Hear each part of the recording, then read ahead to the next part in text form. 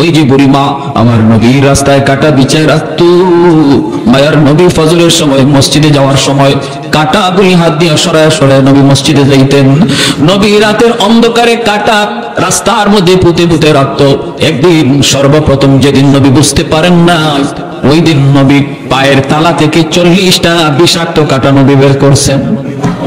এরপরে রাতে নবী সতর্ক হয়ে মসজিদে যান, সতর্ক হয়ে কাটাগুলি সরায় সরাইয়া আমার নবী রহমতের নবী সরওয়ারে দু জাহান তিনি মসজিদে যান, কাটাগুলি সরায় সরায়া। একদিন আমার নবী দেখেন রাস্তায় কাটা নাই।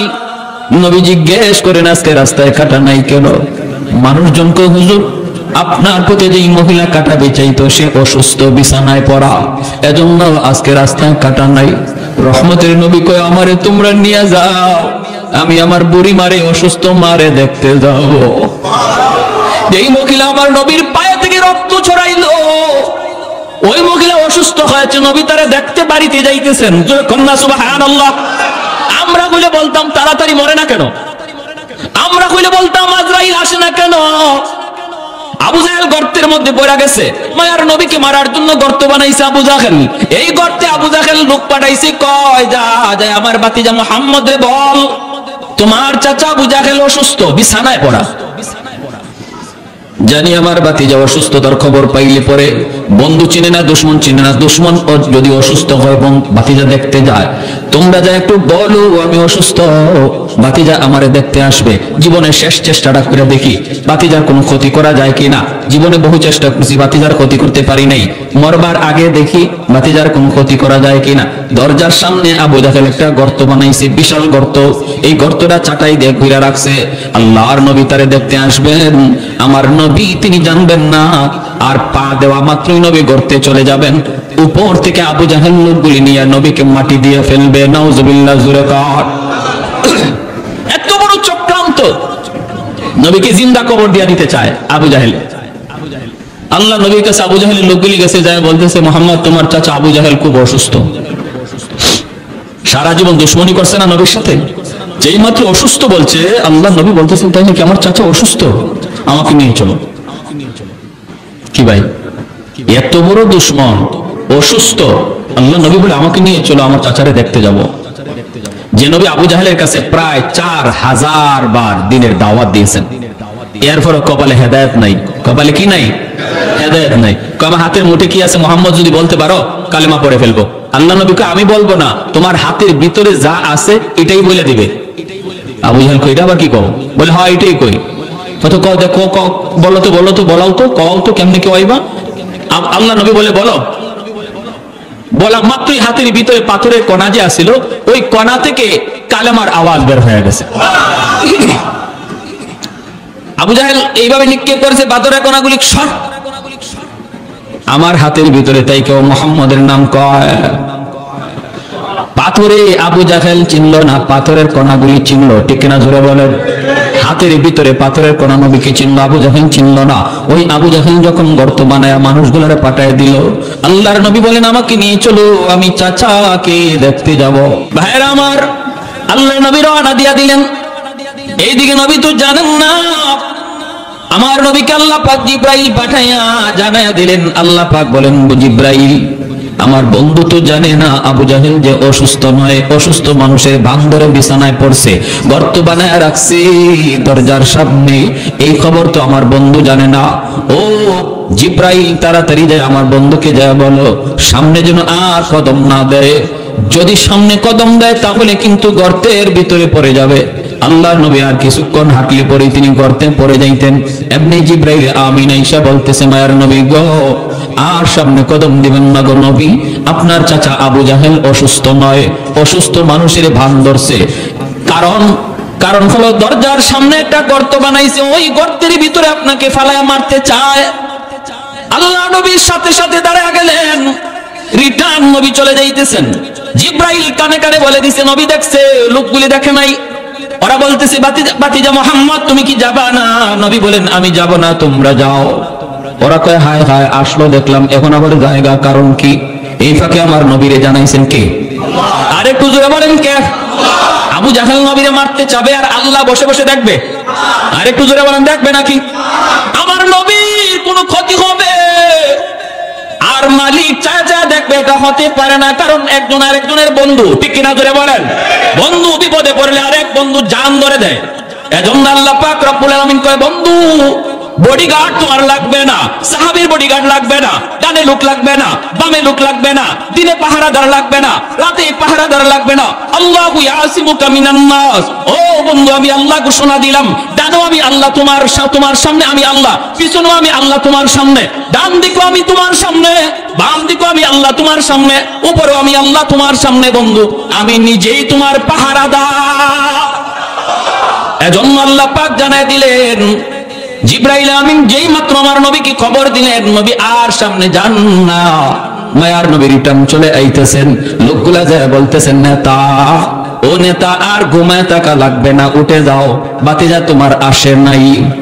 আবু জাহেল লাফ দিয়ে বিছানা থেকে উঠছে। কসকি গুলো আসিল ভালোই, কে কি কইলো কাউরে দেখলাম না, আবার চলে যাইতেছে। আবু জাহেল বিছানা থেকে উইটা কয়, কই আমার বাতিজা কই? কইয়া দরজা দিয়া লাফ দিছে, দৌড় দিছে। এই দৌড় দিতে যায় ওর নিজের খবর নাই, নিজে যে গর্ত বানায় রাখছে এই গর্তে নিজেই যায় পড়ছে। যেই গর্ত আমার নবীর জন্য বানাইছিল, এই গর্তে কে পড়ছে? আবু জাহেল। কে পড়ছে? আবু জাহেল। যেই মাত্র গর্তের ভিতরে পড়লো, আল্লাহ পাক গর্তকে ডাক দেয়া কয়, এরে গর্ত, তোর পেটে এইবার কে ঢুকছে? কয়, আল্লাহ তোমার দুশমন, তোমার বন্ধুর দুশমন। আল্লাহ কয়, আরে গর্ত, তুই গর্ত আরো বেশি করে গভীর হইয়া যা। এর যদ্দূর নিচে নিতে পারস ল। এখন আবু জাহেল খালি নিচে যায়। লোকজনকে ডাক দিছে, আমারে তুল, আমারে তুল, আমারে উঠা। আবু জাহেল হাত বাড়াইছে, লাগাল পায় না। আবু জাহেল কয়, মুই ফালা মুই, চং চং ফালা কয়, চংও লাগাল পায় না। রশি ফালা, রশি তো লাগাল পায় না। এইবার আবু জাহেল নিচ থেকে কয়, আমি বুঝে ফেলেছি গন্ডগোল কোন জায়গায়। আমি তো এত বড় গর্ত বানাই নাই, আমার বাতিজারে মারার জন্য আমি এত গভীর গর্ত বানাই নাই রে। আমি তো ফরার করে বুঝতেছি আমি কই ঢুকছি।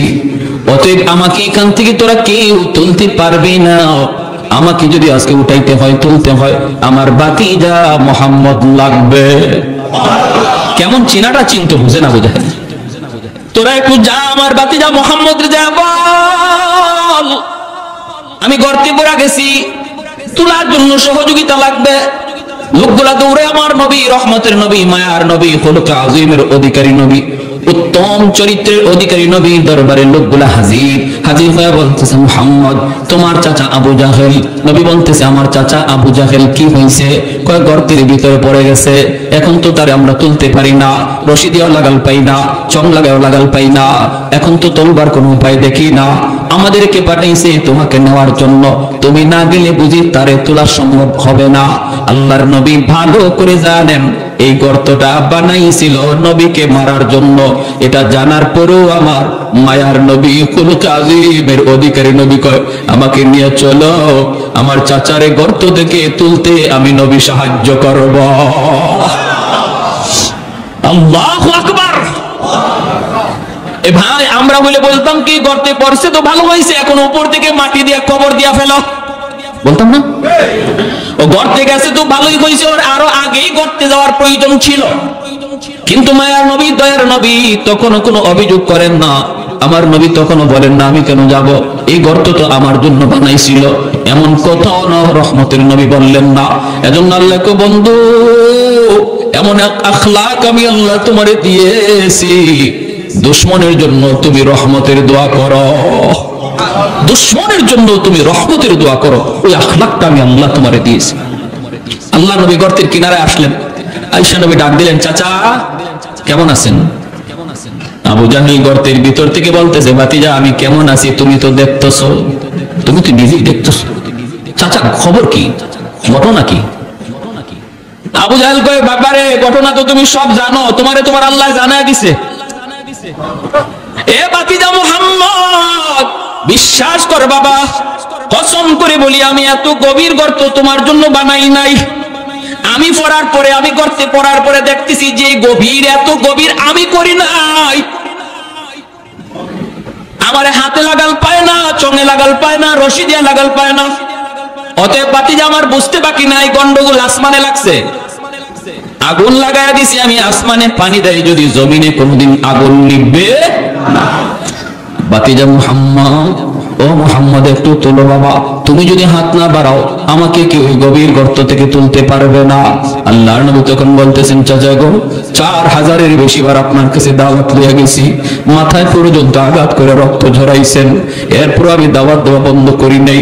ও চাচা, জীবনের শেষ সময় গর্তের উপর থেকে তুমি অন্তত বলো, এতটুকু যখন বুঝলা আমি হাত না বাড়াইলে তুমি উঠতে পারবা না, এতটুকু যখন বুঝছো বাকিটা তুমি বুঝো না কেন? আবু জাহেল কই, বাবারে বাকিটাও বুঝবো, আগে উপরে তুলো। তো বাকিটাও হবে, আগে উপরে তুলো। আল্লাহর নবী কই, তুমি ওয়াদা করো, ওয়াদা করো। আবু জাহেল গর্তের ভিতর থেকে বলতেছে, আমি ওয়াদা করলাম এইবার আমার রহমতের নবী, মায়ার নবী তার নবুতি হাত মুবারক বাড়ায় দিবেন। আল্লাহ পাক ডাক দেয়া কয়, রে গর্ত, এইবার তোর দিকে আমার মায়ার নবীর নবুতি হাত, রহমতের হাত চলে এসেছে। আমার নবীর বরকতি হাত যেখানে লাগে সেখানেই বরকতের ছোঁয়া লেগে যায়। তোর দিকে আমার বন্ধুর বরকতি হাত বাড়ায় দিছে রে গর্ত। আর আবু জাহেল নিচে লাগবি না, উপরে উঠে আমার বন্ধুর হাতের সাথে হাত মিলায় দে। লিফটের মতো আবু জাহেল কি গর্তের ভিতর থেকে উপরে উঠাইতে লাগলো। আমার নবী, রহমতের নবী, মায়ার নবীর হাত মোবারক আবু জাহেল ধরলো, নবীজি টান দিয়া উপরে উঠায় ফেললেন। আল্লাহু আকবার। এইবার নবী বলতেছেন, চাচা গো এবার বলুন, কালেমা পড়ুন, কালেমা পড়ুন। আবু জাহেল তখন বলতেছে, ভাতিজারি তুমি যে এত বড় জাদুকর আমি আগে জানি না। নাউজুবিল্লাহ। আরো আস্তে, আর একটু জোরে, আর একটু জোরে, নাউজুবিল্লাহ। তুমি যে এত বড় জাদুকর এটা আমি আগে জানি না। আল্লাহ নবী বলতেছেন, চাচা বুঝি কপালে তোমার হেদায়েত নাই। ইন্নাকা লা তাহদি মান আহবাবতা ওয়ালাকিন্নাল্লাহা ইয়াহদি মান ইয়াশা। আল্লাহ বলে, বন্ধু তুমি যারে চাও তারে তুমি হেদায়েত দিতে পারবা না, হেদায়েত দেওয়ার মালিক হলাম আমি আল্লাহ। হেদায়েত দেওয়ার মালিক কে? আর একটু জোরে বলেন কে? এজন্যই মায়ার নবীর সবচেয়ে মায়ার চাচার নাম হলো আবু তালিব। আবু জাহেল কিন্তু নবীর এত মায়ার চাচা না, আবু জাহেল নবীর আপন চাচাও না। আমার নবীর আপন চাচা হলো আবু লাহাব, নবীর আপন চাচা হলো আবু তালিব, নবীর আপন চাচা হলেন হযরত আব্বাস রাদিয়াল্লাহু আনহু। আবু তালিব নবীর উপরে ঈমান আনে নাই, কিন্তু আমার নবীকে এত মায়া করেছেন, যত জীবন আবু তালিব জীবিত ছিলেন আমার নবীর গায়ে টুকা দেওয়ার মতো সাহস বেঈমান করে না, এত আদর করছে। শিয়াবে আবু তালিব 2 বছরের জন্য আমার নবীর পরিবারকে কারাগারে বন্দী করে রাখলো ওরা, মক্কার কাফিররা। 2 থেকে 2.5 বছর নবী বন্দী ছিলেন, একা না গোটা পরিবারটা। এবং নবীর সাথে নবী পরিবারের লোক যারা মুসলমান হয় নাই এরাও বন্দী ছিল, এর মধ্যে আবু তালিবও বন্দী। অথচ আবু তালিব কিন্তু মুসলমান হন নাই, কিন্তু নবীর সঙ্গ দেওয়ার কারণে, নবীর পক্ষে থাকার কারণে এরা আল্লাহর নবীর চাচা আবু তালিব সহ কারাগারে বন্দী করে ফেললো, একটা জায়গা অবরোধ করে ফেললো। বাহির থেকে খানা পানি কিছুই দেয় না। 1 বছর নয়, 2 বছর, 2.5 বছর পর্যন্ত চলে গেছে। শিশু বাচ্চারা কান্নায় অস্থির হয়ে যাইতো, মা বুকের দুধটা পর্যন্ত শুকায় গেছে।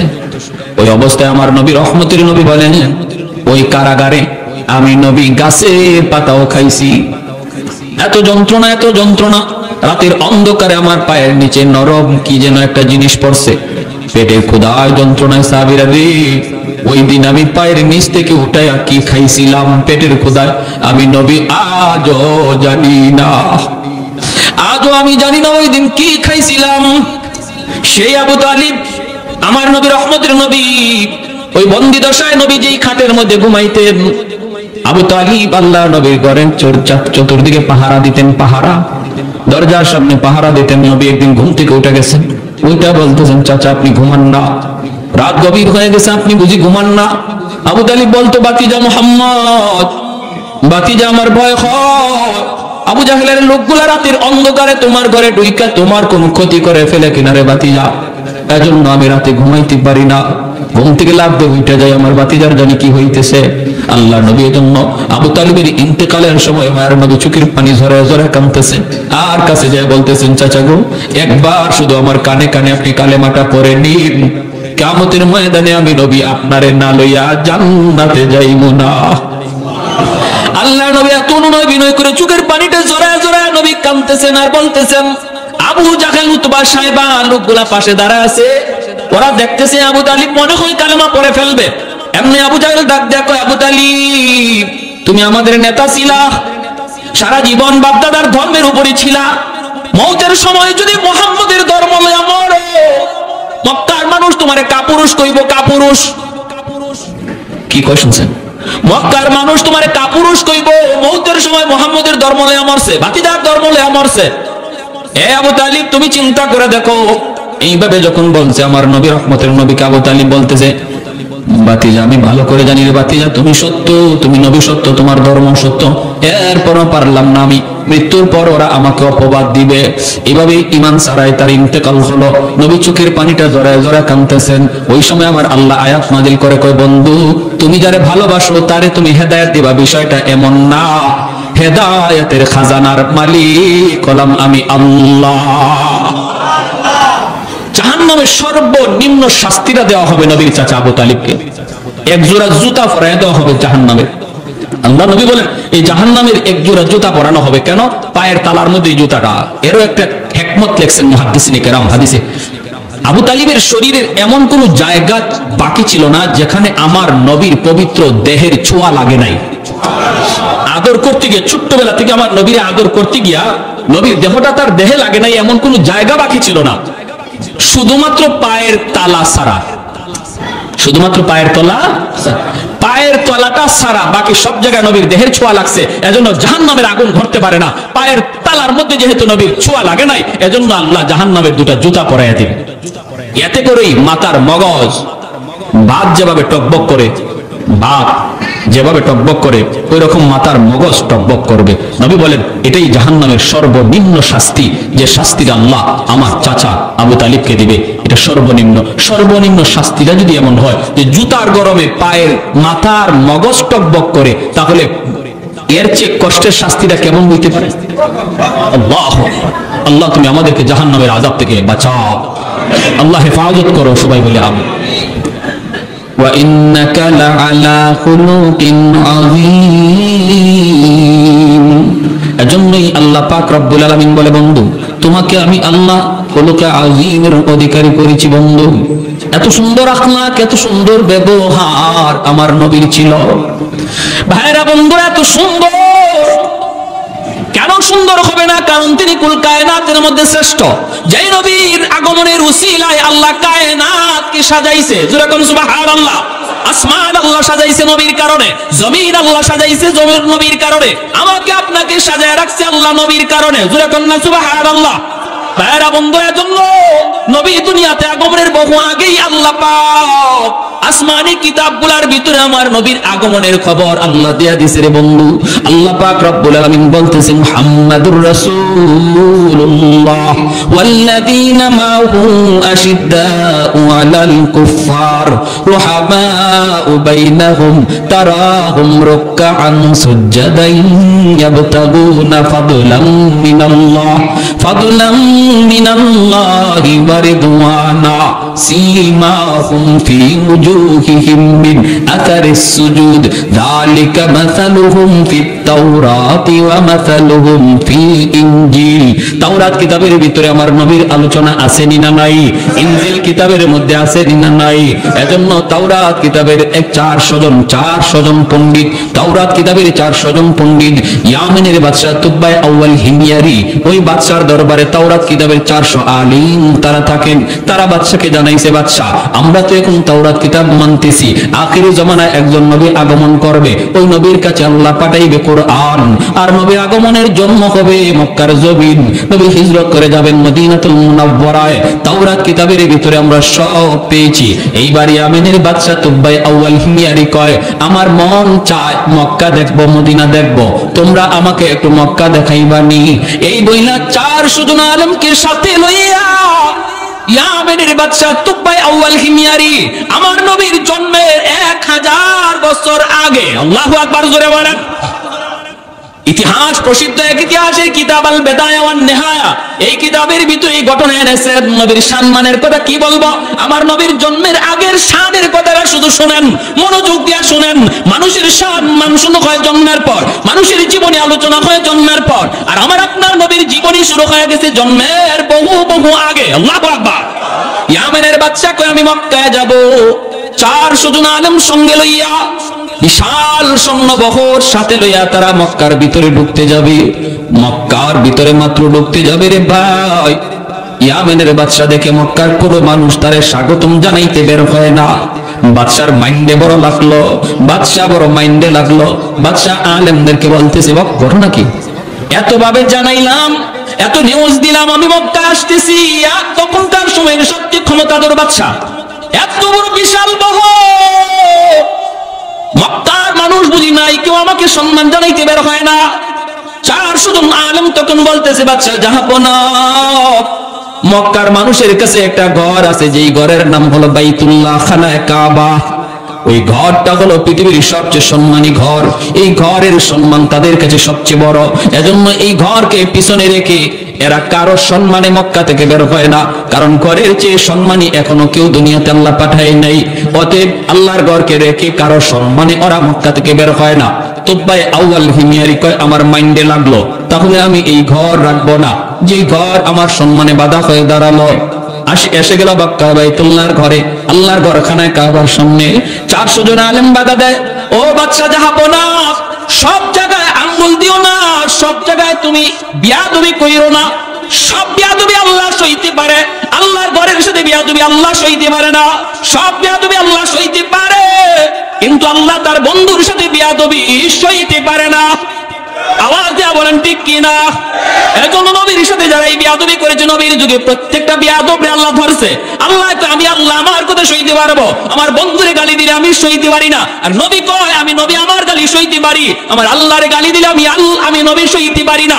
বন্ধু বন্ধুর জন্য কতটা পাগল। বাইতুল্লাহ হাত দিয়া দিবে ভাঙার জন্য 400 জন আলেম বাধা দেয়, এরপরও তুব্বাই আউয়াল হিমিয়ারি বাধা মানতে রাজি না। হাতটা দিয়া দেয়, আলেম ওলামারা বাধা দেয়, বাধা মানে না। যেই মাত্র হাতটা আল্লাহর ঘরে মাত্র লাগাইলো ভাঙ্গার নিয়তে, সাথে সাথে নাক মুখ দিয়া রক্ত বের হওয়া শুরু হলো, ফিনকি দিয়া রক্ত বের হওয়া শুরু হলো। বাদশার সাথে সাথে যেই জায়গায় দাঁড়ানো ছিল, জায়গার মধ্যেই দাঁতি লেগে গেল, মরে যাবে রক্ত বন্ধ হয় না। এইবার আলেমরা বলতেছি, বাদশা বারবার বলেছিলাম বিয়াদবি সব জায়গায় আল্লাহ সহ্য করে না, কেন তুমি এমনটা করতে গেলা? বাদশা তখন কয়, আমি মাপ চাইবো, আমাকে মাফ করো, আমি বুঝি নাই। কয়, আল্লাহর ঘর ধরে আবার তুমি মাপ চাও? যেই মাত্র আল্লাহর ঘর ধরে আবার মাপ চাইছে, মালিক আমি ভুল করে ফেলেছি, আল্লাহর সাথে সাথে তওবা কবুল করে তারে সুস্থ বানায় দিছে। বলুন তো, সুস্থতার চাবিকাঠি কার হাতে? আরো জোরে বলেন না, কার হাতে? এই এখন আছে তো? হ্যাঁ, সাবধান, এটা মনে রাখবেন না, ওই জায়গার পানি গায়ে লাগাইলে সুস্থ হয়ে যাবেন, অমুকে ফু দিলে পরে আপনি সুস্থ হয়ে যাবেন, এই ধরনের একদিন রাখা যাবে না। সুস্থতার মালিক কে? আল্লাহ। এখন বাদশাহ কয়, যে ঘরে এত দামি ঘর, এই ঘরে আমি একটা খেদমত করব। তারা কয়, কি খেদমত? কয়, আমি আল্লাহর ঘরের গিলাফ লাগায় দিব। আমার নবীর জন্মের 1000 বছর আগে আল্লাহর ঘর খানায়ে কাবার গিলাফ লাগাইলো যে ব্যক্তি, সে হলো ইয়ামেনের বাদশা তুব্বাই আউয়াল হিমিয়ারি। কে উল্লেখ করেছেন? প্রসিদ্ধ ইতিহাসবিদ আল বেদায়া ওয়ান নেহায়া কিতাবের ভিতরে এই আল্লাহর ঘরে গিলাফ লাগানো হলো। আজও আল্লাহর ঘরে গিলাফ আছে, পরিবর্তন হয়, বদলানো হয়, কিন্তু সিস্টেম ও তখন থেকে শুরু হয়েছে। এরপরে উলামায়ে কেরাম বলতেছে, আর একটু সফর করবেন? আর একটু সফর করবো, আমি মক্কার আশপাশ দেখবো। ঘুরতেছে একটা রাস্তার কিনারা, একটা রাস্তা দিয়ে তারা হাঁটতেছে। এইবার রাস্তাটা যাওয়া মাত্রই দেখা যায় 400 জন আলেম একজন আরেকজনকে লক্ষ্য করে বলতেছে, দোস্ত, ও দোস্ত, রাস্তার কন্ডিশন দেখে মনে হয় এই রাস্তাটা বুঝি আমরা ভালো করে চিনি, রাস্তার বিবরণ তাওরাত কিতাবের মধ্যে এসেছে। কোন রাস্তা? কয়, নবীজি যেই রাত্রে মক্কা থেকে মদিনায় হিজরত করবেন যেই রাস্তা দিয়া, এই রাস্তাটা কেমন হবে, কন্ডিশন কেমন হবে, ওই রাস্তার বিবরণ আল্লাহ তাওরাত কিতাবে উল্লেখ করেছেন। শুধু আমার নবীর কথা তাওরাতে না, নবী যে রাস্তা দিয়া হিজরত করে মদিনায় যাবেন ওই রাস্তাটা কেমন হবে, এই কথাগুলো আল্লাহ তাওরাত কিতাবে উল্লেখ করেছে। 400 জন আলেম একজন আরেকজন কয়, দোস্ত, এ দোস্ত, একটু দেখ, তাকে কিতাবের সাথে মিলে কিনা কয় 100% মিলে গেছে। এই সেই রাস্তা, হিজরতের রাস্তা। কয় তাহলে আর থামা যাবে না, চলতে থাকো, মদিনা পর্যন্ত আমরা যাব। তখন তো মদিনায় কোনো ঘর নাই, বাড়ি নাই, মদিনায় কোনো ঘর নাই, বাড়ি নাই, কিন্তু তারা বলতেছে আমরা মদিনা পর্যন্ত যাব। কারণ মদিনা কোন জায়গাটা হবে, ওই জায়গার আবহাওয়া কেমন হবে, এই জায়গার এলাকাটা কেমন হবে, আল্লাহ তাওরাত কিতাবে উল্লেখ করেছেন। অতএব আমরা মাটি দেখলে বুঝে ফেলবো এটাই হবে সোনার মদিনা। যাইতেছেন সোনার মদিনায় যাইয়াই 400 জন তাওরাতের আলেম ডানে বামে তাকায়, পাহাড় পর্বত দেখে জমিনের পরীক্ষা করে সবাই শুকরিয়া তার আল্লাহর কদমে সেজদায় পড়ে গেছে। বাদশা বলতেছে উলামায়ে কেরাম আমাকে একটু খুলে বলো না কি হয়েছে। কয় শুকরান আলহামদুলিল্লাহ, আমরা মদিনাতুল মুনাওয়ারার সংবাদ পেয়ে গেছি, সন্ধান পেয়ে গেছি। কয় কোন জায়গা? কয় যেখানে আপনি আমি দাঁড়ায় আছি গো বাদশা, এই জায়গায় হবে সোনার মদিনা, যেখানে আকি নবী চিরনিদ্রায় শুয়ে থাকবেন। মক্কার আপন মানুষগুলি নবীকে মক্কায় থাকতে দিবে না, রক্তের মানুষগুলো আমার নবীকে পিটায় রক্তাক্ত করবে। সেই নবী চোখের পানি মুইসা মদিনার দিকে হিজরত করবে। আর এই হবে সেই সোনার মদিনা, এখানেই বসতি গড়ে উঠবে, এখানেই নবী শুয়ে থাকবে। এই কথা বলা মাত্র উলামায়ে কেরাম কান্দে আর কয় বাদশা যাবো না, আপনি আপনার ইয়ামিন চলে যান, আপনার সৈন্য সামন্তলে আপনি ইয়ামিন চলে যান। কিন্তু আমরা সিদ্ধান্ত নিয়েছি মদিনার সংবাদ যেহেতু পেয়ে গেছি, সন্ধান যেহেতু পেয়ে গেছি, আমরা বাকি জীবন এই জায়গায় কাটায় দিব। এখানেই যেন আমাদের মরণ হয়, এখানেই যেন আমাদের কবর হয়, আমাদের কবরের পাশ দিয়ে যেন রহমতের নবী হাঁটা চলা করে, আমার নবী রহমতের নবীর পায়ের ধুলায় যেন আমরা কবরে শান্তি পাই। সুবহানাল্লাহ। এ ভাই একটু মনোযোগ দিয়ে শুনো রে নবীর আশিক, একটু তোমার আমার নবীর শান মানের কথাগুলি একটু শোনো। আমি তো শুধু শানের কথাগুলো বলতেছি, আমার নবী এখনো আসেনি নাই দুনিয়ায়। দুনিয়া আসার আগে নবীর শান কি ছিল ওই কথাগুলি শুধু বলতেছি, মনোযোগ দিয়ে শোনো। আজকে কার প্রেমে পাগল হয়েছো তুমি? কোন খেলোয়াড়ের প্রেমে পাগল হয়েছো? কোন মানুষের প্রেমে পাগল হয়েছো? পাগল যদি হওয়ার কথা, মহব্বত যদি তোমার করার কথা, ইশক ভালোবাসা যদি তোমার অন্তরে নেওয়ার কথা, তিনি হবেন তোমার নবী, তোমার কান্ডারি নবী, নবী মুহাম্মদুর রাসূলুল্লাহ সাল্লাল্লাহু আলাইহি ওয়াসাল্লাম। উলামায়ে কেরাম কই বাদশা আপনি চলে যান, আমরা ইয়ামেন ফিরে যাব না, আমরা মদিনাতে আমাদের কবর বানাতে চাই, মদিনা যেন আমাদের কবর হয়। বাদশা বলতেছে আমারও তো মন চায় আমার কবরটা মদিনায় হোক, কিন্তু আমি তো ইয়ামেনের বাদশা, আমি যদি বাদশাহী যদি আমাকে ছাড়তে হয়, কাউকে বুঝাইতে হবে, কি করব? আমি চলে যাই, তোমরা এখানে থাকো, আমি তোমাদের জন্য 400টা ঘর বানায় দিয়ে যাই। বাদশা 400 জন আলেমের জন্য 400টা ঘর বানায় দিল। একটা ঘর বাদশা আলাদা করে বানাইতেছে মনের মাধুরী দিয়া, এত সুন্দর করে বাদশা একটা ঘর বানাইতেছে। 400 জন আলেম ডাক দেয়া কই বাদশা যাবো না, এই ঘরটা তুমি কার জন্য বানাও? এই ঘর তুমি কার জন্য বানাও? বাদশা চোখের পানি মুছে আর কয় আমার রহমতের নবী যখন মক্কা থেকে মদিনায় হিজরত করবে, মদিনায় তোর কোনো বাবা থাকবে না, তার কোনো ভাই বোন আপন বলতে কেউ থাকবে না, মদিনায় তার কোনো ঘর থাকবে না, বাড়ি থাকবে না।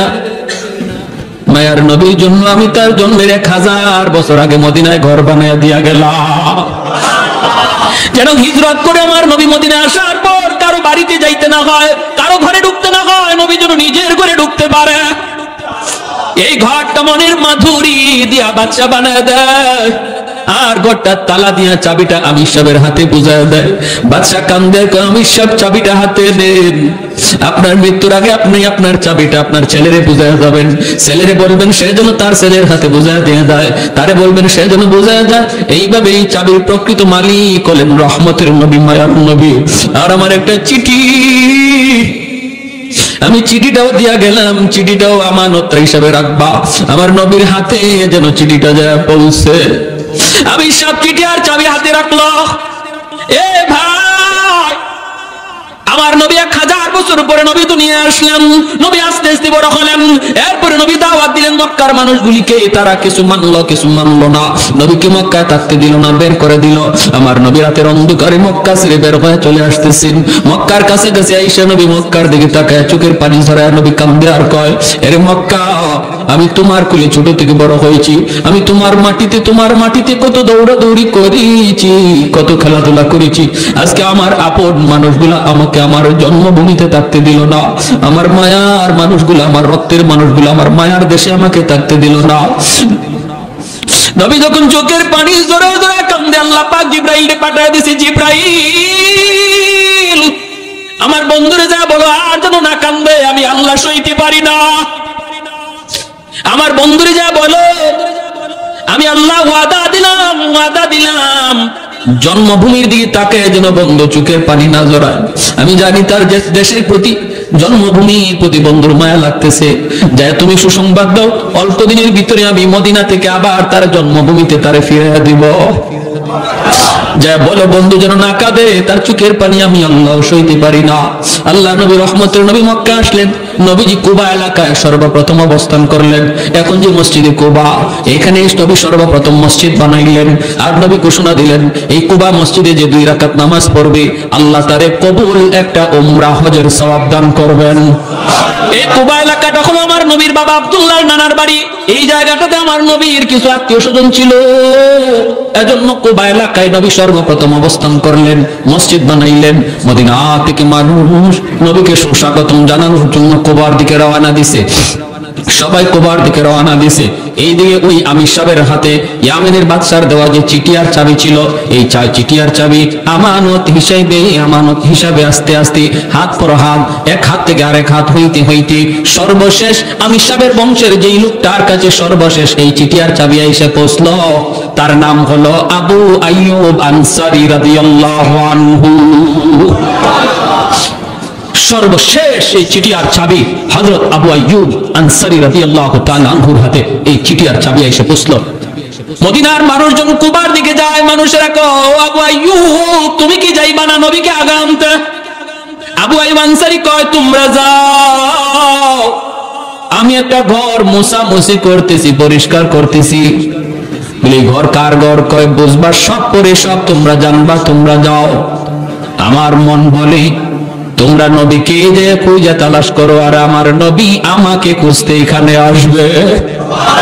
আমার মন বলে মায়ার নবী আমাকে খুঁজতে এখানে আসবে, কারণ আমার আল্লাহ অবশ্যই তার বন্ধুকে জানাই দিছে, বন্ধু তোমার ঘর রেডি আছে, এখন ওই ঘরের তালা কেউ খুলে না, সবার আগে তুমি দেয়া তালা খুলবা। আল্লাহ নবী রহমতের নবীর কাছে মদিনার মানুষজন দেয়া বলতেছে, নবী গো আমার বাড়িতে আপনি আগে উঠুন। ওগো নবী আমার অতটা বাড়ি আছে, এতটা ঘর আছে, থাকার কোনো সমস্যা নাই। আল্লাহ নবীকে যার যার বাড়িতে নেওয়ার জন্য সবাই পাগল পারা হয়ে গেল। মায়ার নবী দয়ার নবী তখন বলতেছেন, আমি কার বাড়িতে থাকবো, কার বাড়িতে উঠবো আমি জানি না, আমি কোথায় যাবো এটা জানেন আমার আল্লাহ জানে। আমার উট নেই, আমি যেই উটের উপরে সওয়ার হয়েছি এই উট জানে আমার ঠিকানা কোথায় হবে। আল্লাহু আকবার। কাউনাইনে মুখতারে খুদা তুমকো বানায়া, कौनैन मुख्तार खुदा तुमको बनाया, उम्मत का निगाहबान खुदा तुमको बनाया, उम्मत का निगाहबान खुदा तुमको बनाया। मौला मेरा आका मेरा रहमत की नबी है, ताजदार मदीना है तुम्हारे अरबी है, ताजदार मदीना है तुम्हारे अरबी है। अशजार में देते हैं नबूवत के शहादत, तशकीक कमर में है तो अंगुल की इशारा। আমার নবীর আঙ্গুলের ইশারায় 4-2 টুকরা ওই চিনি না ওই সে না। ভাইরা আমার এজন্য বলতেছিলাম, আল্লাহ নবী বলতেছে আমি জানি না কোথায় যাব, কোন দিকে যাব, জানেন আমার আল্লাহ জানে। আমার উটনি মায়ার নবী উটের পিঠে উঠে গেলেন। সাহাবায়ে কেরাম মদিনার মানুষ যাদেরকে আনসার বলা হয়, নবীর সাথে যারা মক্কা থেকে মদিনায় হিজরত করেছে তাদেরকে মুহাজির বলা হয়। আর মদিনার মানুষ যারা নবীকে সাহায্য করেছে তাদেরকে আনসার বলা হয়। আনসার শব্দের অর্থই হলো সাহায্যকারী। তারা সাহায্য করেছেন, জায়গা দিয়েছেন, ঘর দিয়েছেন, টাকা দিয়েছেন, সব দিক দিয়ে সহযোগিতা করেছেন, বিদায় তাদের নাম হলো আনসার। সবাই যায়, যান না শুধু একজন, তিনি কে? আবু আইয়ুব আনসারী। তিনি তো ওই ঘরটা শুধু মুছামুছি করতেছেন, পরিষ্কার করতেছেন। আমার নবী উঠনি একে একে নবীকে নিয়ে চলতে লাগলো। সামনে একজনের বাড়ি পড়ে, ওই বাড়িওয়ালা মনের ভিতরে বড় আশা নিয়ে বসা থাকে, ও মালিক, তোমার বন্ধুর উটনিটা যদি আমার বাড়ির সামনে একটু বসতো, হায় রে, যদি আমার বাড়ির সামনে উটনিটা একটু বসতো। কিন্তু না, বাড়িটা পাস করে যখন উটনিটা চলে যায় সে নিরাশ হয়ে যায়। সামনের বাড়িওয়ালা বুক ভরা আশা নিয়ে আবার বসা থাকে, মনে হয় আমার বাড়িতে উটনিটা বসবে, তার বাড়িতে উটনিটা বসলো না। আগাইতেছে মক্কা মদিনার অলি গলি দিয়ে উটনিটা যায়, কেউ তার রাস্তা চিনে দেওয়া লাগতেছে না, যেন উটনি মদিনার সব রাস্তা চিনে। এইভাবে উটনিটা মায়ার নবীকে নিয়ে ঘুরতেছে, ঘুরতে ওই সেই বাড়ি, যেই বাড়ি নবীর জন্মের 1000 বছর আগে ঘর বানায় গেল ইয়ামেনের বাদশা তুবাই আউয়াল হিময়ারি, মসজিদে নববীর পাশে ওই ঘরের সামনে নবীর উটনিটা গেল। ওই জায়গায় আবু আইয়ুব আনসারীর হাতে হলো চিঠি আর চাবি। ওখানে যাইয়া উটনিটা মায়ার নবীকে নিয়ে বসে গেল। আল্লাহু আকবার। আবু আইয়ুব আনসারী, আমার নবী, রহমতের নবী, মায়ার নবী ডাক দেয়া বলতেছেন, আবু আইয়ুব, কোথায় আমার চিঠি আর চাবি? আমার হাতে দাও। কেউ বলে নাই। ওই সময় মদিনার মানুষ নবীর সাথে হিজরতকারী আবু বকর, কেউ জানে না এই চিঠির ইতিহাস কি, চাবির ইতিহাস কি। আল্লাহ নবী দা বলতেছেন, আবু আইয়ুব, কোথায় আমি নবীর চিঠি আর চাবি? তোমার কাছে আমানত, আমার হাতে বুঝায় দাও। আবু আইয়ুব আনসারী চোখের পানিটা মুছে আর কয়, নবী গো, আমি ভালো করে জানতাম গো নবী, আপনাকে আমার আল্লাহ সব জানায় দিবে, আর আপনি ঠিকই আমার কুজি পর্যন্ত পৌঁছে যাবেন। আমি তো কুবা বোঝাইতে পারতাম, যাই নাই।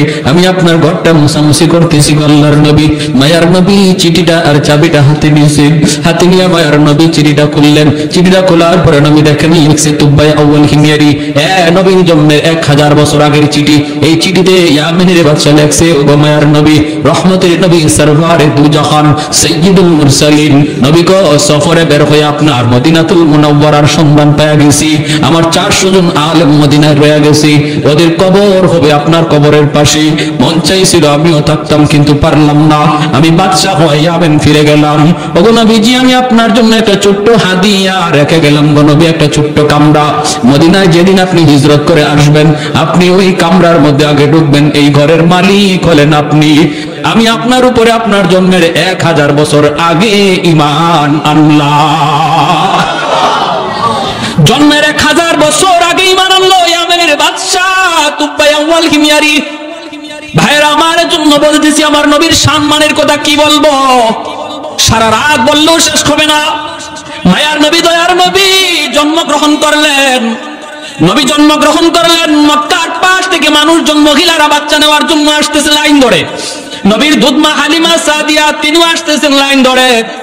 বান্ধবীদের সাথে হালিমা সাদিয়ার উটনিটা কোনোভাবেই সাথে পাল্লা দিয়া পারে না, কারণ হালিমা সাদিয়ার উটনিটা বড় দুর্বল। আল্লাহর নবী, রহমতের নবী, মার কুলে জন্মের আগেই তো নবী বাবা হারাইলেন। আমার নবী তো এতিম। হালিমা সাদিয়া বান্ধবীদের সাথে পাল্লা দিয়া পারলেন না, ওরা আগে চলে আসলো, কারণ উট ছিল তার বড় দুর্বল, হাঁটতে পারে না। বান্ধবীরা আগে আইসা একে একে ভালো ভালো ঘর থেকে বাচ্চাগুলি টাকার বিনিময় নিয়ে গেল। আমার নবীর দরজার সামনে যা হাজির হয় কয়, বাচ্চা আসেনি? নবীর মা আমেনা কয়, আছে তো। কয়, বাবা আসেনি? নবীর আম্মা চোখের পানিটা মুছে আর কয়, না, আমার সন্তানের বাবা ডাক, আমার সন্তান মুহাম্মদ ইয়েতিম, আমার সন্তান আব্বা কয়ে ডাক দিতে পারে না। বাবা ডাক দেওয়ার ভিতরে কত মজা আমার নবী জানে না, আব্বু ডাকটার মধ্যে কত মজা আমার নবী জানেন না। কয়, না, এতিম সন্তান নেওয়া যাবে না, নাইলে আমরা বকশিশ বেশি পাবো না। মহিলারা একে একে চলে গেল, কেউ নবীকে নিল না। হালিমা সাদিয়া সবার পরে মক্কায় ঢুকলেন।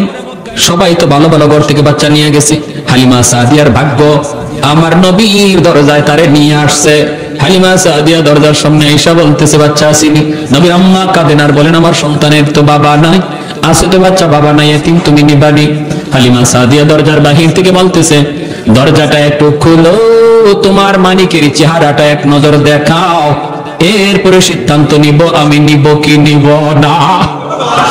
দরজাটা খোলার পর আমার নবীর চেহারাটা দেখা মাত্র হালিমা সাদিয়া আল্লাহু আকবার বলে আওয়াজ দিয়া উঠলেন। আল্লাহু আকবার। হালিমা সাদিয়া কইবা আমিনা, আমি হালিমা জীবনে কত সুন্দর সন্তান দেখেছি, এত সুন্দর বালক আমি জীবনে কোনোদিন দেখি নাই। আমিনা বলতেছে তুমি কেমনে দেখবা, আমিও তো দেখি নাই। আল্লাহ পাক কয় জিব্রাইল রে, হালিমাও বুঝি আমার বন্ধুর মতো দেখে নাই, মায়ও বুঝি আমার বন্ধুর মতো কাউরে দেখে নাই, তুমি জিব্রাইলে দেখছো নি? জিব্রাইল কয় আল্লাহ, পৃথিবীর পূর্ব থেকে পশ্চিম, উত্তর থেকে দক্ষিণ, তামাম দুনিয়া আমি জিব্রাইল সফর করেছি।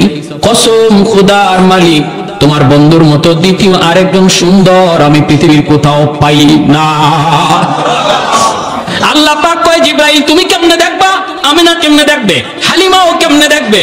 আমি আল্লাহ কি বলি শুনো, আমি তো খালিক, আমি তো মালিক, আমি তো মানুষ বানাই। আমি আল্লাহ বলতেছি আমার বন্ধুর মতো দ্বিতীয় আরেকজন পৃথিবীতে আমি অতীতে বানাই নাই, ভবিষ্যতেও বানাবো না। মা আহসানা মিনকা লাম তারাকাত আইনি ওয়া আজমালা মিনকা লাম তালিদিন নিসাউ খুলিকতা মুবাররাআম মিন কুল্লি আইবিন কাআন্নাকা খুলিকতা কামা তাশাউ। এজন্য হযরত হাসান রাদিয়াল্লাহু তাআলা আনহু বলতেন, ওগো নবী আপনার মতো এত সুন্দর কোন চোখ কোনদিন দেখে নাই, আপনার মতো এত সুন্দর কোন সন্তান পৃথিবীর মা জন্ম দেয় নাই। ওগো নবী আপনার চেহারার দিকে তাকাইলে মনে হয় আল্লাহ আপনারে জিগায় জিগায় বানাইছে। আল্লাহ আপনার চেহারা বানাইবার সময় যেন আপনারে জিজ্ঞেস করেছে, বন্ধু আমার তোমার চেহারা আমি আল্লাহ বানাবো, বন্ধু কেমনে বানাইলে তুমি খুশি একটু বলো।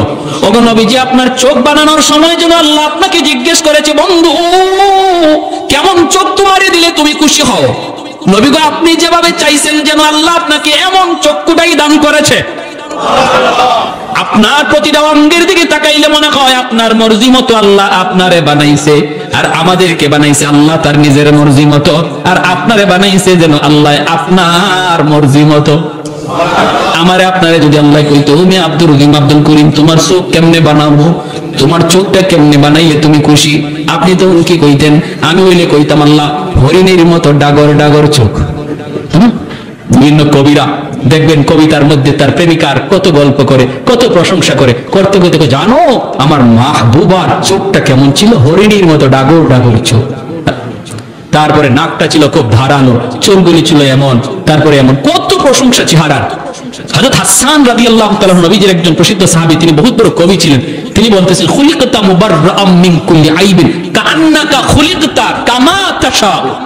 এতটা নিখুঁত ভাবে আল্লাহ আপনারে বানাইছে গো নবী, আপনার দিকে তাকাইলে মনে হয় আপনার মর্জি মতো আল্লাহ আপনারে বানাইছে। যেটা যেভাবে বানাইতে কোসেন আল্লাহরে, আল্লাহ যেন এইভাবে আপনারে বানাই দিয়েছে। সুবহানাল্লাহ। এজন্য আল্লাহ বলে জিব্রাইল আমার বন্ধুর মতো সুন্দর আরেকজন পাইবা কোত্থেকে? আমি বানাইলে তো পাইবা, আমি তো বানাই নাই, আমি আল্লাহ তো বানাই নাই, পাবা কোত্থেকে? সুবহানাল্লাহ। এজন্য নবীকে কোলে নিয়ে হালিমা সাদিয়া উঠে পিটাইয়া বসছেন, আমার কিচ্ছু লাগবে না, আমি বাচ্চা লয়ে যাই। চেহারায় কয় অনেক কিছু, চেহারায় কয় বহুত নিয়ামত, চেহারায় কয় বহুত বরকতি বাচ্চা, বহুত বরকতি বাচ্চা। হালিমা সাদিয়ার স্বামী উটের পিঠে বসা, গিয়ে নিয়ে উঠছে পরে হালিমা সাদিয়ার স্বামী বলতেছে, হালিমা গো কিছু পাইছো? হালিমা সাদিয়া বলতেছেন, স্বামী গো চেহারা দেখো, কিছু না, চেহারায় মনে হয় আমরা সব পাইয়া গেছি, চেহারায় বোঝা যায় আমরা সব পাইয়া গেছি। আল্লাহ নবীকে কোলে নিয়ে হালিমা সাদিয়া উটের পিছে বসছেন, আর সামনে বসছেন তার স্বামী। এবার স্বামী উটকে পিটাইতেছেন। খাসাইসুল কুবরা নামক কিতাবের ভিতরে লিখেন আল্লামা জালালউদ্দিন সুয়ুতী রাহমাতুল্লাহি আলাইহি, পিঠে চাবুক দিয়েছেন উটরে, চল বাড়ি যাবো, বাচ্চা তো পেয়ে গেছে। উট নড়ে না, চড়ে না, লড়েও না, পিঠা খায়, উঠে কথা কয় না, আরো পিঠায় উট নড়ে না, চড়ে না। এইবার হালিমা সাদিয়া অবাক, স্বামী অবাক, ঘটনা কি? উট নড়ে না, চড়ে না, বসছে যে আর উঠেই না। এইবার উট আল্লাহর কাছে তার জবান চায়, জবান উঠে আল্লাহর কাছে জবান চায়, মালিক আমি তো হাইবান, তুমি আমার জবান দেও নাই, এতে আমার কোনো বাধা নাই, আপত্তি নাই, কোনো অভিযোগ নাই, মালিক তোমার মর্জি, কিন্তু আল্লাহ এই মুহূর্তে আমার একটু জবান খুলে দাও, আমি আমার মালিকের সাথে একটু কথা বলবো। কেন? আমি উট হাঁটতেছি না, নড়তেছি না। সাথে সাথে আল্লাহ উটের জবান খুলে দিয়েছে। উট ডাক দেয়া কয়, মালিক আমারে যতই মারো, যতই পিটাও, আমি কিন্তু নড়বো না, হাঁটবো না, কারণ তোমার পিছনে যে বসছে তোমার বিবি যারে কুলে নিয়ে বসছে, তুমি তারে না চিনলেও আমি উট তারে চিনে ফেলেছি। আমি উট তারে চিনে ফেলেছি। ইনি রহমতের নবী সাইয়্যিদুল মুরসালিন। উনার খাতিরে আল্লাহ কায়নাত বানাইছে, আমারে বানাইছে, তোমারে বানাইছে। ওই রহমতের নবী যদি তোমার পিছনে বসে বেয়াদবি হয়, বেয়াদবি হয়, আমার রহমতের নবীর আগে বসাও, তুমি পিছনে যাও, আমাকে মারা লাগবে না, আঘাত করা লাগবে না, আমি দ্রুত দৌড়াইতে থাকবো। হালিমা সাদিয়ার স্বামী ডাক দেয়া কয়, হালিমা গো, কারে লই আইছো? উঠে যারে চিনে। ও হালিমা, তুমি সামনে আসো। হালিমা সাদিয়া আমার নবীকে নিয়ে সামনে আইসা বসলেন। স্বামী পিছনে বসছে, উট আস্তে করে দাঁড়ায় গেছে। এইবার উঠে ডাক দিয়ে কই, মালিক একটা আবদার করি, আমার রহমতের নবী যেখানে যার উপরে চড়বে সেই পৃথিবীর শ্রেষ্ঠ হয়ে যাবে। আমার নবী আমার পিঠে উঠছে, আমি উট পৃথিবীর ভিতরে সবচেয়ে বড় ভাগ্যবান। আসার সময় আমি উটের লাগাম ছিল তোমার হাতে মালিক, এখন যেহেতু রহমতের নবী আমার পিঠে বসছে, নবীর নরম হাতে আমার উটের লাগামটা ধরায় দাও, আমাকে পিটা দেওয়া লাগবে না, আমি দ্রুত দৌড়াইতে থাকবো। আমার রহমতের নবীর নরম হাতে যে উটের লাগাম ধরায় দিছি, উটের শরীরের মধ্যে আল্লাহ পাক বরকত দিয়া দিছে, শক্তি আল্লাহ দিয়া দিছে। বান্ধবীরা যারা আগে ওনারে ফালায় বাড়ি যাওয়ার ছিল, মাঝ রাস্তায় যায় ওদেরকে ক্রস করে ফেলছে। বান্ধবীরা কয়, হালিমা গো, এই উটটা এত শক্তি আসলো কোত্থেকে? আসার সময় তোমার উটের কোনো শক্তি ছিল না, তোমার উট আমাদের সাথে হাইটা পারে নাই, এখন দেখা যায় তুমি আমাদেরকে ফালায় চলে যাইতেছ, এটা কি ওই উট নাকি অন্য কোন উট? হালিমা সাদিয়া চোখের পানি মোছার কয়, না রে বান্ধবীরা, এটা ওই উট, এটা কি আগের উটই, নতুন কোন উট নয়। যাবার সময় উটের লাগাম ছিল আমার স্বামীর হাতে, আর এখন উটের লাগাম হলো রহমতের নবীর হাতে। শাফি'ে রোজে জাযা ওয়া খতিবে আম্বিয়া, শাফি'ে রোজে জাযা ওয়া খতিবে আম্বিয়া, সাহেবে হাউজ লিওয়াজি লে খুদা রোজে আতীক, সাহেবে হাউজ লিওয়াজি লে খুদা রোজে আতীক, সাহেবে আসরার উলা মুসা আকবর বরমলা, ইলমে ও আজ আউয়ালিনা আখিরি আন্দর মজিদ, রহমাতুল লিল আলামি খন্দশ খুদাউন দে করিম, খালক খুলক কওল ফিল হাদিস সিনতে ও হামিদ। জোরে বলি আল্লাহু আকবার। ওই নবী এখনো রওজায় শুয়ে শুয়ে আমার আপনার জন্য আল্লাহর কাছে কাঁদতেছে। উম্মতের প্রতিটা হরকত, প্রতিটা আওয়াজ, প্রতিটা নড়াচড়া, প্রতিটা কাজ, খবরগুলি আল্লাহ ফেরেশতার মাধ্যমে নবীর কাছে পৌঁছাইতেছে। আমরা এখানে বসে আজকে নবীর আলোচনা করতেছি, আল্লাহ ফেরেশতার মাধ্যমে নবীর কাছে পৌঁছাইতেছে। যেরকম সুবহানাল্লাহ। যখনই আল্লাহর নবীর কাছে এই খবর যায়, নবী গো, আপনার উম্মত আপনার আদর্শ ছেড়ে দিছে, আপনার সুন্নাত ছেড়ে দিছে, তার চেহারা দেখলে আপনার উম্মত যে বোঝা যায় না, তার কাজ দেখলে আপনার উম্মত যে চেনা যায় না। ওগো নবী, ওরা তো আজকে ইহুদ খ্রিস্টানদের কালচার নিয়ে নিছে। তখন রহমতের নবী রওজায় শুয়ে শুয়ে চোখের পানি ঝরায় ঝরায় কান্দে, উম্মত, আমি নবী তোমার জন্য উহুদের ময়দানে দান শহীদ করেছিলাম, আমি নবী তোমার জন্যই আবু জাহেলের হাতে আঘাত খেয়ে রক্ত ঝরাইছিলাম, আমি নবী তোমার জন্যই উহুদের ময়দানে রক্ত ঝরেছিল, তায়েফের জমিনে আমার রক্তে পায়ের জুতা আটকে গেছিল। ও উম্মত, আমি তোমার জন্যই করেছিলাম। আমি নবী যদি চাইতাম, আল্লাহ আমি শান্তি চাই, আল্লাহ আমি ধন দৌলত চাই, আল্লাহ বলে, বন্ধু, উহুদ পাহাড়টারে স্বর্ণ বানায় তোমার পিছনে ঘুরতে বলবো, তুমি যেদিকে যাবা ওইদিকে তোমার পিছনে স্বর্ণের পাহাড় ঘুরবে, স্বর্ণের পাহাড় ঘুরবে। আমি তো সব কিছুকে লাথি মেরেছি উম্মত তোমার জন্য, তোমার জন্য। আজ সেই উম্মত, আজ সেই উম্মত, তুমি বুঝি আজকে আমি নবীর ভুলে গেছো, আমার নবীর আখলাক ভুলে গেছো, আমার আদর্শ ভুলে গেছো। আজকে তোমাকে মসজিদে পাওয়া যায় না, আজ তোমাকে মসজিদে পাওয়া যায় না, ওয়াজ মাহফিলে পাওয়া যায় না, আজ তোমাকে বিভিন্ন গান বাজনার অনুষ্ঠানে পাওয়া যায়। তোমার মুখের দিকে তাকাইলে পরে আমার উম্মত বলে তোমাকে চেনা যায় না। প্যারে হাজির এজন্য বলি, যুবক, একটু নিজেরে বুঝাও, একটু নিজেরে বুঝাও। কিয়ামতের ময়দানে ওই আমাকে যদি নবীর সামনে দাঁড় করানো হয়, আমার সুরত দেখলে নবী খুশি হবে না লজ্জা পাবে? যদি নবীর সুন্নত না ধরি, নবীর আদর্শ মতো না চলি, আমার নবীর সামনে যখন আমাকে দাঁড় করানো হবে, তখন আমার নবী লজ্জা পাবে, লজ্জা পাবে, কষ্ট পাবে। হায় রে, আমার উম্মতের বুঝি হালত। হাসরের মাঠে নবীর একটা উম্মত এরকম ভাবে জাহান্নামে আসামি হয়ে রওনা দিয়া দিছে, জাহান্নামের আসামি হয়ে রানা দিয়া দিছে। ফেরেশতারা হাত করা পা করা লাগায় নিয়ে যাইতেছে। হযরত আদম আলাইহিস সালামের চেহারাটা হবে সবার চেয়ে উঁচু। আদম আলাইহিস সালাম হাসরবাসী মানুষকে একটা উপরে গাছ যেভাবে নিচের মানুষকে দেখে এরকম ভাবে দেখবে। আদম আলাইহিস সালাম দেখতেছে একটা মানুষকে নিয়ে যাইতেছে জাহান্নামের ফেরেশতারা, তার হাত পায়ের অঙ্গগুলো চমকাইতেছিল। তার গুনার কারণেই নিচ্ছে, কিন্তু সে নামাজ পড়তো, ওযু করতো, আর ওযুর কারণে তার অঙ্গগুলো চমকাইতেছিল। আদম আলাইহিস সালাম তখন ডাক দিবে, ইয়া মুহাম্মদ, ইয়া আহমদ, আমার নবীকে ডাক দিবে। নবীজি দৌড়ে আসবে, বাবা আমাকে কেন ডাক দিয়েছেন? আল্লাহর নবীকে। আদম আলাইহিস সালাম বলবে, মুহাম্মদ, আমার তো মনে হচ্ছে ওই জাহান্নামী আসামিটা তোমার উম্মত, কারণ তার ওযুর অঙ্গগুলো চমকাইতেছে। মুহাম্মদ, তুমি তাড়াতাড়ি যাও, তারে বাঁচাও, তারে বাঁচাও। আল্লাহ রাসূল সাল্লাল্লাহু আলাইহি ওয়াসাল্লাম বলেন, তখন আমি কোমরের মধ্যে গামছা দিয়ে একটা বাঁধ দিব। শক্ত করে দ্রুত দৌড় দিতে গেলে মানুষ যেভাবে প্রস্তুতি নেয়, নবী বলেন আমি কোমরটার একটা বাঁধ দিব, বাঁধ দিয়ে একটা দৌড় দিব। দৌড় দিয়ে ফেরেশতাদেরকে বলবো, ফেরেশতারা থামো, থামো, আমার উম্মতের সমস্যাটা কোথায়, অসুবিধাটা কোথায়, আমার একটু দেখায় নাও। ফেরেশতারা থামবে না। ফেরেশতারা বলবে, আমাদের থামার কোনো সুযোগ নাই, আমরা আল্লাহর অবাধ্য হতে পারি না, আমরা আল্লাহর আদেশ তারে নিয়ে যাওয়া, আমরা থামতে পারবো না। নবী দৌড়ান, হুচুট খায় নবী পড়ে যান, ওইখান থেকে নবী আবার উঠেন, উঠতে আবার নবী দৌড় দেন, আবার দৌড় দিতে যান, নবী স্পিডে পড়ে যান, আবার নবী উঠেন। ফেরেশতারা থামো, থামো, আমার উম্মতের সমস্যাটা কি, তার অপরাধটাকে আমাকে একটু বুঝায় নাও। দৌড়তে থাকবে। ফেরেশতারা যখন থামতেছি না, তখন আল্লাহর নবী এক জায়গায় বসে নিরাশ হয়ে আরশে আজিমের দিকে তাকায় চোখের পানিটা ফালায় দেবে। ফালায় বলবে, আল্লাহ, তোমার ফেরেশতারা আমার কথা শুনে না। আল্লাহ, আল্লাহ, আল্লাহ, তোমার ফেরেশতারা আমার কথা শুনে না। যে চোখের পানিটা ফেলে নবী ডাক দিবে, আল্লাহ বলে, ফেরেশতারা যে যেখানে আসো থেমে যাও, পিছনে আমার বন্ধু তোমাদেরকে ডাকতেছে। আল্লাহ নবী কাছে যাবেন, যাই বলবেন কি সমস্যা, বলে তার গুনার পাল্লা ভারী। নবী বলবেন, আমার আরেকটা বার আমার চোখের সামনে তোমরা একটু পাল্লাটা ওজন দাও। চোখের সামনে পাল্লাটা ওজন দিবে। আল্লাহ নবী তার হাত থেকে একটা কাগজের টুকরা, যে কাগজের ভিতরে তার ঈমানটা ছিল নির্ভেজাল, ওই ঈমানের কাগজটা একটা পাল্লায় নবী রেখে দিবে। সাথে সাথে গুনার পাল্লা হালকা হয়ে যাবে, নেকির পাল্লা ভারী হয়ে যাবে। এতটা উম্মতের জন্য পাগল যে নবী এখনো রওজায় শুয়া হাসরের মাঠেও শুধু ইয়া উম্মতি উম্মতি করবে। আর কোথায় কোন জায়গায় আমার উম্মত আটকে আছে এই খবর পেয়ে পাগলের মতো দৌড়াবে। সেই নবীর আদর্শ ভুইলা আজকে তুমি কারে ফলো করতেছো? তুমি কারে অনুসরণ করতেছো? কাকে, কার সুরত ধরছো? যুবক, কার সুরত ধরছো বলো। যে নবী বলতেছেন, আমি আমার মাকে পাই নাই, আমার মাকে পাই নাই, দুধ মাকে পেয়েছি। যে দুধ মার সেবা খেদমত নবী এতটা করলেন, মায়ের খেদমতের এতটা আদেশ দিয়ে গেলেন। আজকে তোমার দ্বারা তোমার মা কষ্ট পায়, তোমার দ্বারা তোমার বাবা কষ্ট পায়, আজকে তোমার দ্বারা তোমার এলাকার মুরব্বী কষ্ট পায়, আজকে তোমার দ্বারা তোমার উস্তাদ কষ্ট পায়। বলো, এই কি তোমার নবীর আখলাক ছিল? এই কি তোমার নবীর আদর্শ ছিল? প্রতি বছর রবিউল আউয়াল এসে তোমাকে কি সবক দিয়ে যায়, আমাকে কি সবক দিয়ে যায়? সবক দিয়ে যায় আমার গোটা জিন্দেগিটা যেন নবীর আদর্শে হয়।